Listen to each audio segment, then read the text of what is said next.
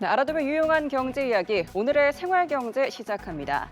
자, 여름 하면 생각나는 메뉴죠. 시원한 냉면과 보양식 삼계탕. 그런데 두 메뉴 모두 가격이 지난달에도 또 올랐습니다. 한국소비자원 자료를 보면 서울에서 냉면 한 그릇 평균 가격은 작년 7월 11,923원이었는데 지난달에는 12,400원 선으로 500원 정도 올랐습니다. 삼계탕은 이미 17,000원 선대를 넘어섰는데요.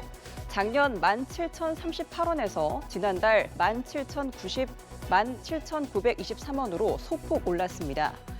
결국 냉면, 삼계탕처럼 여름철 대표 메뉴가 줄줄이 오르면서 외식 한번 하기에도 부담이 커지고 있는 상황인데요.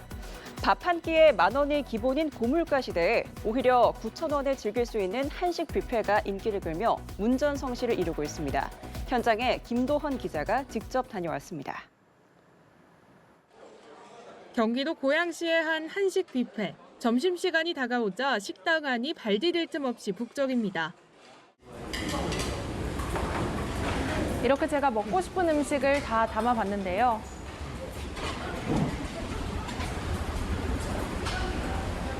$9,000원이면 한 끼 식사부터 디저트까지 해결할 수 있습니다. 10,000원도 안 되는 가격에 밥과 반찬, 커피와 디저트까지 무제한으로 먹을 수 있다 보니 점심에만 500명이 넘는 손님이 몰리고 있습니다. 요즘 편의점이나 이런 데 가서 식사를 해도 한 10,000원 정도는 생각을 해야 되는데 여기는 9,000원이면은 좀 메뉴도 다양하고 배를 좀 많이 채울 수 있으니까.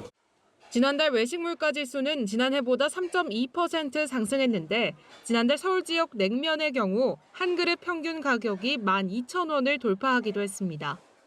진짜 많이 올랐어요. 생각조차 못할 정도로 많이 올라서 힘들어. 저희도 힘들지만 손님들도 힘들거든요. 반응이 좋으니까 저희도 그냥 견디면서 열심히 하고 있어요.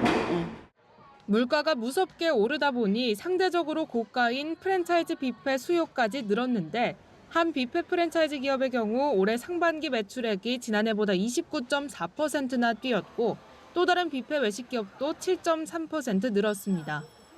맥주랑 와인이 무한으로 제공되고 있고 식사뿐만이 아니라 디저트와 커피까지 모두 한 곳에서 이용할 수 있다 보니까 치솟는 식비 탓에 마음 놓고 양껏 먹을 수 있는 가성비 뷔페를 찾는 소비자들이 부쩍 늘고 있습니다. 연합뉴스TV 김도헌입니다. 네, 식품의약품안전처는 삼계탕, 염소탕, 냉면 등 여름철 다소비 식품을 조리해 배달 판매하는 음식점 등 5,630곳을 대상으로 집중 점검한 결과 식품위생법을 위반한 66곳을 적발했다고 오늘 밝혔습니다. 점검은 지난달 14일부터 18일까지 17개 지방자치단체와 함께 진행됐으며 식약처는 적발된 66곳을 관할 지자체에 행정처분 등 조치를 요청했습니다. 이들은 소비기한이 지난 제품을 조리해 팔거나 조리실 내 위생 불량, 폐기물 용기 뚜껑 미설치 등으로 적발됐습니다. 적발된 업체에 대해서는 관할 지자체가 행정처분 등을 한 후 6개월 이내에 개선 여부를 확인할 계획입니다. 네, 에너지의 날을 맞아 오늘 오후 9시 전국 동시 5분 소등 행사가 전국 24개 랜드마크에서 진행됩니다. 시민단체인 에너지 시민연대가 불을 끄고 별을 켜다라는 주제로 여는 이번 행사로 광화문, 국회, 부산타워 등의 건물과 시설물 조명을 5분간 끕니다. 주최 측은 국민들에게 에너지 절약 동참 메시지를 전하는 행사에 역대 최대 인원인 165만 명이 참여할 것으로 전망했습니다.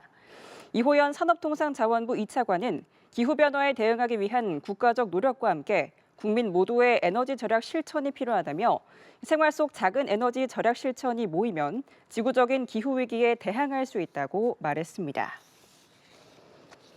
미국의 소형 우편물 관세 부과 정책에 따라서 다음 주부터 서류를 제외한 미국행 우편물 접수가 중단됩니다. 이와 관련해 우정사업본부는 한두 달 내에 기존과 유사한 품질과 가격으로 우편 서비스를 제공하겠다고 밝혔습니다. 우정사업본부에 따르면 미국은 관세를 자국 관세 당국이 인정하는 기관이 먼저 신고하고 납부한 뒤 물품을 배송하도록 정책을 바꿨습니다. 이에 현재의 국제우편 시스템으로는 미국의 관세 정책이 요구하는 절차를 처리하기 어렵다고 판단해 우리나라를 비롯한 태국, 싱가포르, 프랑스, 스위스, 덴마크, 벨기에 등이 최근 미국행 우편물 발송을 중지했습니다. 우정사업본부는 미국의 승인을 받은 관세 대납업체와 연계를 추진 중입니다.